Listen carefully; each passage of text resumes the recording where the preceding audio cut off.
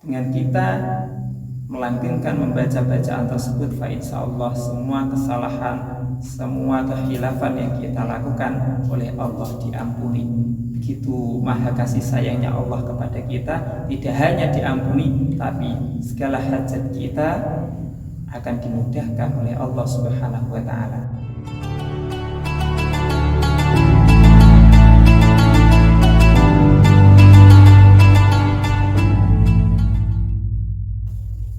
Assalamualaikum warahmatullahi wabarakatuh. Bismillahirrahmanirrahim. Alhamdulillahirabbil alamin, wassalatu wassalamu alal mab'uutsi rahmatan lil alamin wa ala alihi wa ashabihi wat tabi'in wa tabi'it tabi'in lahum bi ihsanin ila yaumiddin, amma ba'du. Sahabat sekalian yang dirahmati oleh Allah Subhanahu wa taala, semoga kita senantiasa mendapatkan rahmatnya, mendapatkan kasih sayangnya, dan selalu dalam lindungannya. Amin Allahumma amin. Oke sahabatku sekalian, pada kesempatan yang baik ini saya akan menyampaikan sebuah amaliyah. Pernahkah sahabat semua membaca istighfar selepas sholat maktubah? Tentu bagi sahabat sekalian, membaca istighfar setelah sholat maktubah sangatlah sering, dan ini tidak sesuatu yang aneh bagi kita umat muslim. Kenapa kita harus membaca istighfar? Istighfar adalah bentuk permintaan seorang hamba atas kesalahan-kesalahan yang telah dilakukan selama ia beraktivitas, supaya oleh Allah Subhanahu wa taala kesalahan-kesalahan tersebut diampuni oleh Allah Subhanahu wa taala. Jadi pada simpulannya, dengan kita mau membaca istighfar selepas sholat, terlebih sholat maktubah yang jumlahnya ada 5 waktu, maka dengan kita membaca istighfar berarti kita meminta ampunan kepada Allah Subhanahu wa taala. Kenapa seperti itu? Karena sahabatku sekalian, pada lazimnya kita dalam beraktivitas setiap hari tidak luput, tidak bisa lepas dari yang namanya kesalahan. Sehingga kesalahan-kesalahan yang telah kita lakukan selama kita beraktivitas itu seyogyanya, sebaiknya kita mintakan ampunan kepada Allah Subhanahu wa taala. Yang paling baik adalah selepas kita mengerjakan sholat. Pun andai kata sahabat ingin memperbanyak dengan membaca istighfar selain di waktu-waktu selepas sholat, itu pun juga tidak kalah baiknya dengan membaca istighfar selepas sholat. Lafadznya bagaimana? Lafadznya seperti yang telah kita lafadzkan, kita ucapkan berkali-kali di setiap hari dan di setiap waktu, yaitu astaghfirullahaladzim alladzi la ilaha illa huwal hayyul qayyum wa atubu ilaih.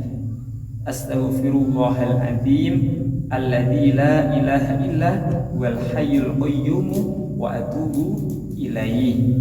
Salasa marrah, dibaca sebanyak 3 kali. Jadi membaca istighfarnya cukup simpel, dibaca 3 kali. Dengan kita membaca istighfar, lafaz istighfar, berarti kita sadar bahwa diri kita setiap waktu, setiap saat tidak pernah lepas dari melakukan satu kesalahan, dan kita selalu berharap kesalahan-kesalahan tersebut oleh Allah diampuni. Ya, Sahih Rasulullah sallallahu alaihi wasallam diterangkan annahu kana yaqulu wa ya'muru bihi wa yuzadu ba'dal maghribi was-subhi, bahwa Rasulullah sallallahu alaihi wasallam beliau berdoa, beliau mengatakan dan memerintahkan supaya selepas kita membaca istighfar yang jumlahnya salasa marrah, 3 kali tersebut, supaya ditambahi dengan bacaan la ilaha illallah wahdahu la syarikalah lahul mulku wa lahul hamdu yuhyi wa yumiitu wa huwa ala kulli syai'in qadir. Ya, wa yazadu ba'dal maghrib was subhi.